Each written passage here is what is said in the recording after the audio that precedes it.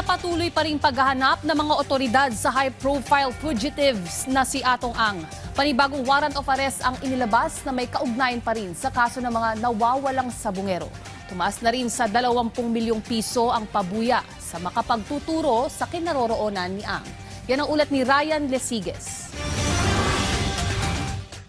Bagong warrant of arrest na naman ang kinakaharap ni Charlie Atong Ang na may kaugnayan sa kaso ng nawawalang mga sabungero. Sa pagkakataong ito, ang San Pablo Regional Trial Court Branch 29 naman ang naglabas ng warrant para sa kasong kidnapping with serious illegal detention. Bagamat patong-patong na ang kaso na kinakaharap ni Ang, bigo pa rin ang mga otoridad na maaresto ang negosyante. Dahil dito, dinagdagan na ng Department of the Interior and Local Government o DILG ang patong sa ulo ni Ang. Mula 10 milyong piso, dinoble na ito sa 20 milyong piso.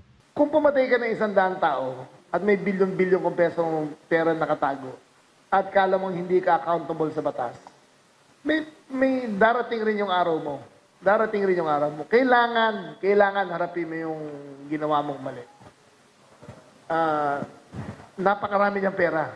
Napakarami niyang pinatay. Napakalaki ng kinita niya.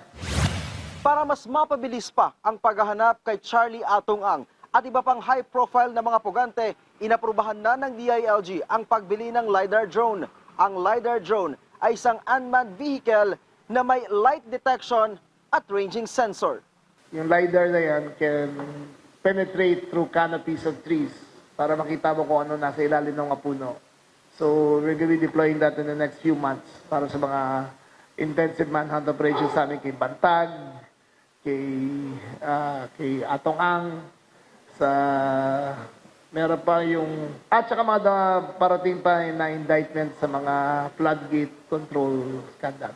Naniniwala naman si Remulla na nasa bansa pa rin si Ang. Taliwas ito sa sinasabing nasa Cambodia na ang negosyante.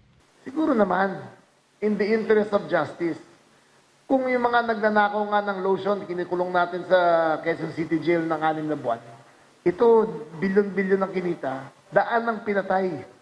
Dapat naman managot siya. Hindi naman pwedeng, porque may pera siya, makakawala siya habang buhay. Si Ang itinuturong mastermind sa kaso ng missing sabungeros.